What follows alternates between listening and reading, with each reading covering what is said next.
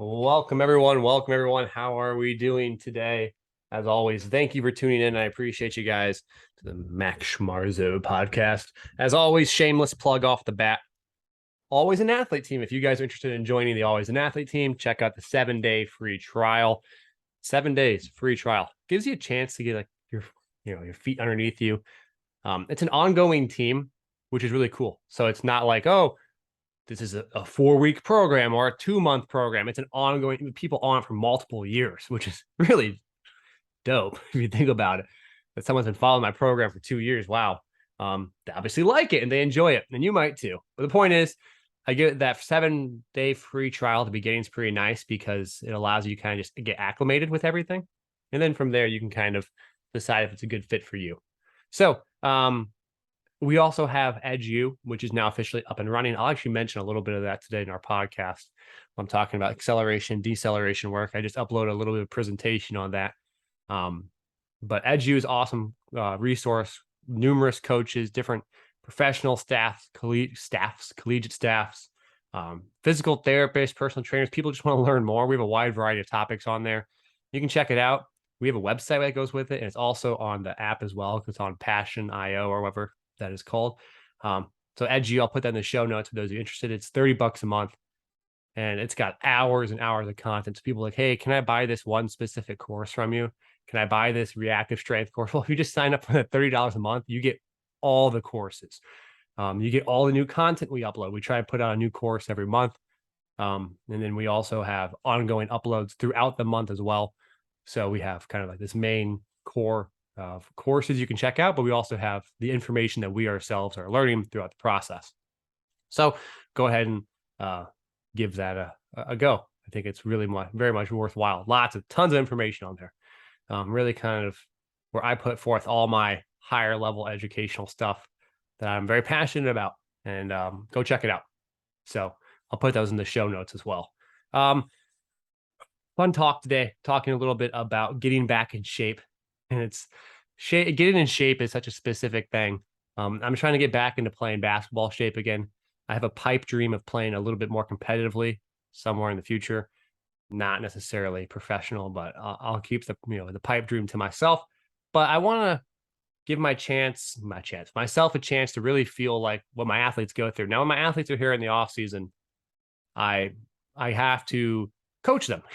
I'm not on the court training with them, but they do all the court work and stuff. And I want to go through it myself, at least for a month, if not a couple more, to try and really figure out. Obviously, it's not as much volume as them still, but getting on the court is really important for me.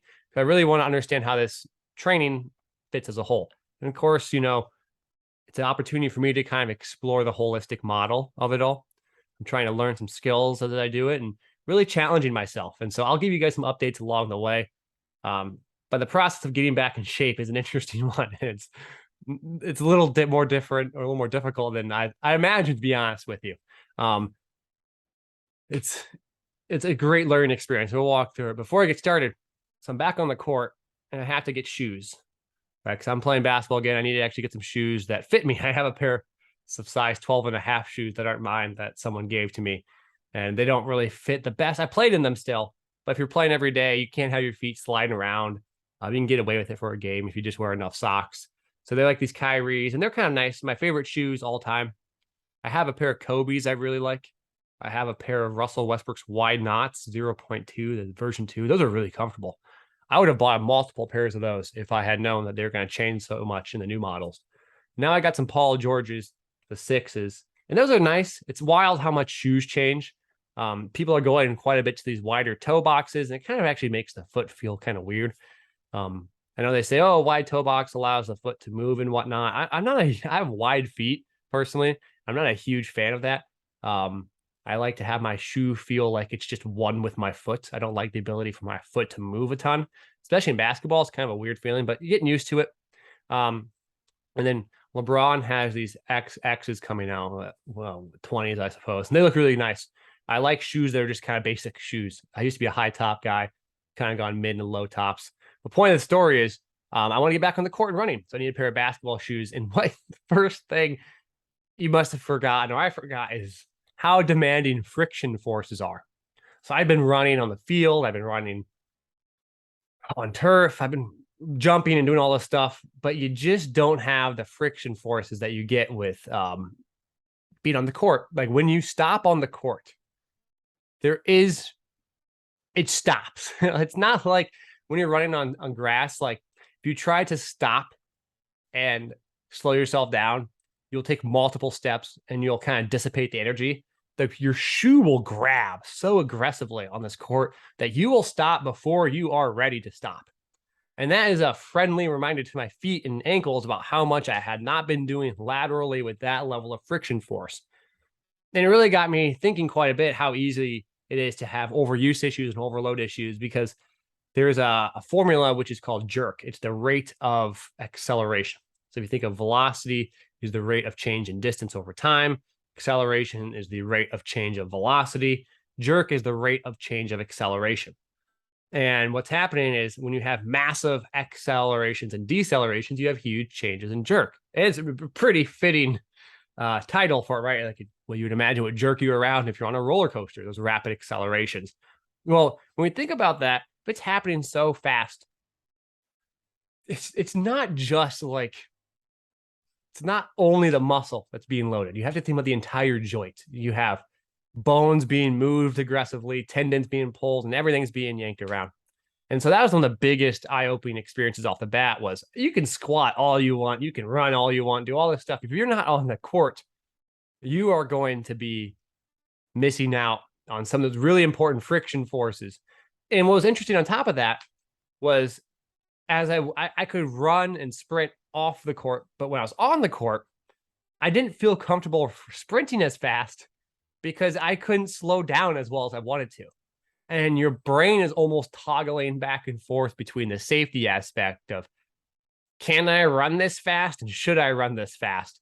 And it's really, really evident the more I add curvilinear stuff. So when I run with a slight curve on our Always an Athlete team, we've actually had this introduced where we're doing some acceleration and deceleration work on a slight curve. I have a whole Edu presentation on this as well. But the idea of it is I'm working to build in not just a linear stop and go, which, by the way, off the bat, I realized I was already lacking. I'd run sprints and I'd say, okay, I'm going to run, to half court. I'm going to give myself, well, I have two of these courts back to that. It's not my court. The facility has, it's like a big, how to describe it? Like a convention, not convention center. I can't even think, like a recreational center has lots of courts next to each other. And there's two courts back to back. And so they connected directly with hardwood, and you can run and you can take like another court to slow down from your sprint. So initially I was running just to get my feet used to having the contacts on the hardwood. So I'd sprint and get used to that. And then I was like, all right, I'm going to start adding some deceleration where I'm going to sprint 3/4 of the court and slow down at the next half court. And eventually I progressed into, I'm going to sprint 3/4 court or to half court. I'm going to try and stop at the baseline and before the baseline and like at the 3-point line, like I'm running in a game. And so slowly progressing this over time. And you realize the first couple times you do it, you don't want to stop. Your body's like, you're not ready for this. And another aspect that correlates with that is the added mass I have. When I played basketball, the last time I really was on the court multiple days in a week training, I was probably a $190, 190 pounds. Right now I'm like 225. Let's say 225 probably. It's a pretty safe estimate. Actually, it is 225, maybe creeping closer to 230. I'm trying to add some weight, but it's 40 pounds, 30 pounds difference, 35 pounds between when I played. And so you have to consider momentum. Momentum is not just your velocity. I can probably sprint a little bit faster than when I played. So I now run faster. I weigh more. And I have to do something, stop over a period of time, which is shorter than I've stopped in maybe 5 years consistently, just running for half court or 3/4 court and then stopping. And you realize all of a sudden, oh my goodness, this actually really does matter. Whole Sir Isaac Newton's physics really catches up with you there. And that was an awesome learning experience. And so I'm trying to document a lot of this to myself, and I'll share it on here. And people interested, I can make maybe more of an actual YouTube following of this. If you guys are curious about that, I can do that as well. Of actually documenting this ability to kind of return back into play. And now in this process, it's not just a physical process. I want to learn some skills. I really want to challenge myself. And so I went and bought a wonderful book, How We Learn to Move by Rob Gray. And it's the science of how we learn to move and acquire skills. And it's an absolutely wonderful book. And it has some really awesome topics on there. But part of that is connected with a recent Instagram post I made, and I promise you it's connected with all this. It has to do with perception. And so in the book, it talked about the importance of embodied perception, essentially that we don't view our physical world in terms of the physicalness. We view the physical world in terms of the physicalness, for lack of better words, allows us to do. So it's called affordances. What we don't just see an overhang, we see shelter when it's raining. We don't just see, 10 feet.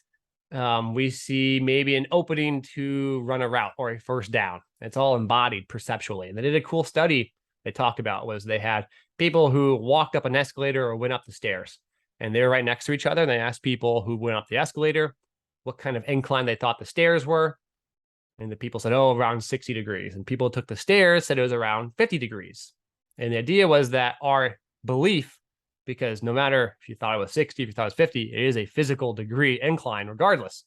But people who didn't take the stairs perceived it to be steeper.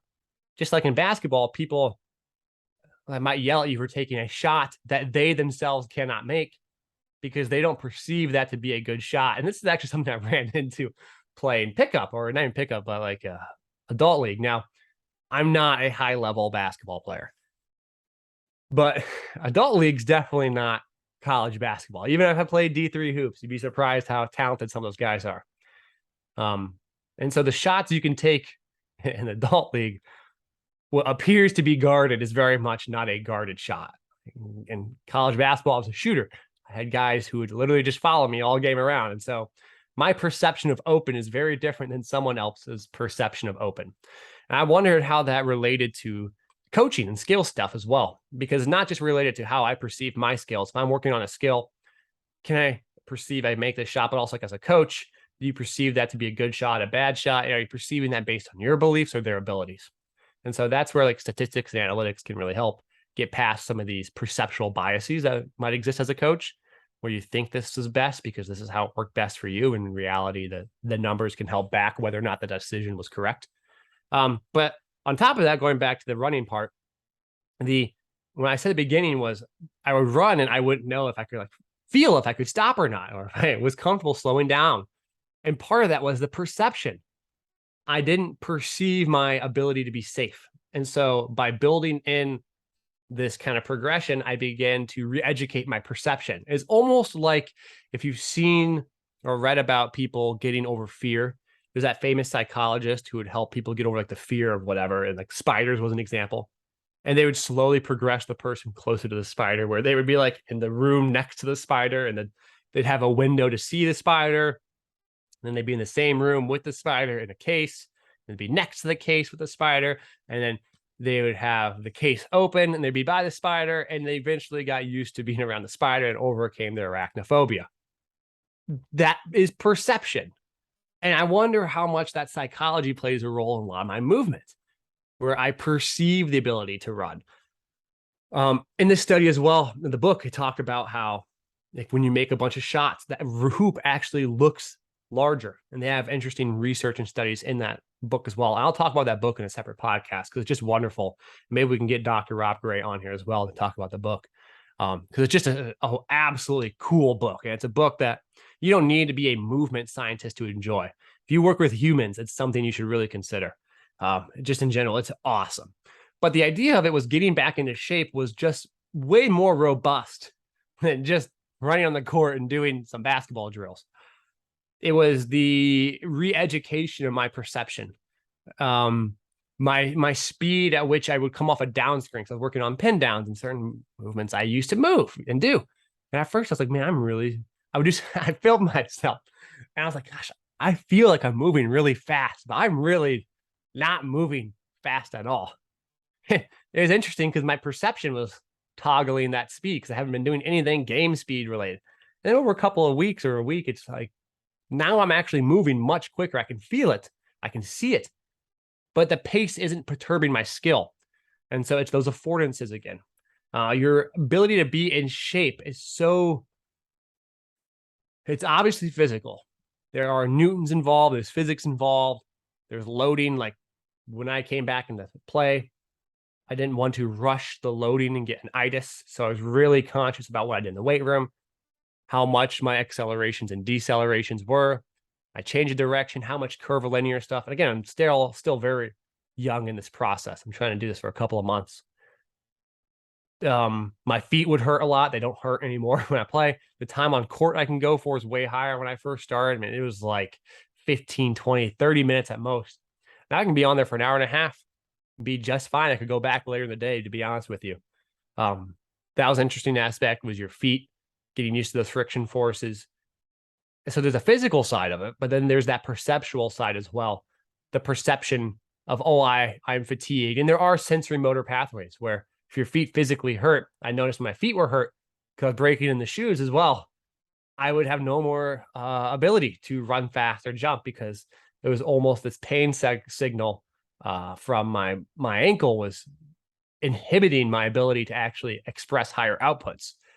The afferent signal from my foot to my brain, so it's coming my afferent, which is away, or not a, so from my foot to my brain, and E coming from my brain to my muscle, efferent, was inhibited. So the afferent muscle signal from my foot pain, ow, that really hurts, dude. You're not in shape for this, was inhibiting my quads and calves to actually produce force. I know this because I would actually bring 2 pairs of shoes, because I would take the shoes off, give it a couple minutes, and then switch shoes. I'll be back to actually moving again. Then you can say, oh, that's the rest period. No, because I could leave those shoes on and my feet would still really hurt. So moral of the story is there's a lot more to getting in shape. And it's helped me add some stuff to my training programs for the Always an Athlete team. It's helped me learn and think. And I got this book at the right time because it's opened my brain to that idea quite a bit as well. The idea of perception. I'll share one more cool study they did because it has to do with that physical capacity. Now, they did a study from that book. They talked about how they had rock climbers. They had advanced rock climbers, moderate, and beginners. And they tested their grip strength. And basically, based on your grip strength, they put these eye tracking devices on you called semi-eye tracking. And they looked at how they tracked the path that they were going to take for their rock climbing. And what they turned out to be was people who didn't have much grip strength had a very limited, repeatable path of vision because they didn't have the physical ability to do more of the advanced moves. So they were simply looking for the path that they could operate through. Now, if they were more advanced, they'd actually have a more creative path. They look at different footholds and positions that they could actually handle because their physical capacity would allow them. In the same way, my physical capacity at the beginning of this process is probably going to be lower than what it will be at the end. And so what might be perceived as availability or not available at certain times for my physical training and what I can and can't do on the court, speed of movement, speed of finishing, speed of jumping, my openness, my ability to dribble with my left hand, whatever the heck it might be, could potentially change.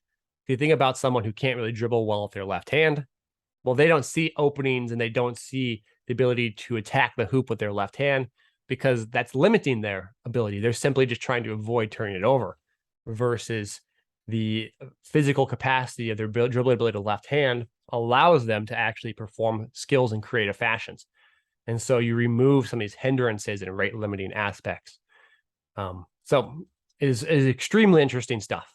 As I get back into shape, do my best to be creative and think about this process as a whole and share it with you all here, and share what I learn and share some things I uncover. And I'll continue to talk about that wonderful book because there's many examples I want to talk about in there still. Some very cool ones about perception of how open you are and how someone perceives effort and how that changes everything. Certain methods and skills training you might want to add in there. Very cool examples. So that's the book. It's How We Learn to Move by Rob Gray. Check it out. And follow along. Again, as always, this podcast is here designed to help people learn. And so I try to share a variety of stuff in that process. I myself am learning as well. So I just want to say thanks to everyone who support this podcast. I appreciate y'all. As always, take care. I hope you enjoy and peace out.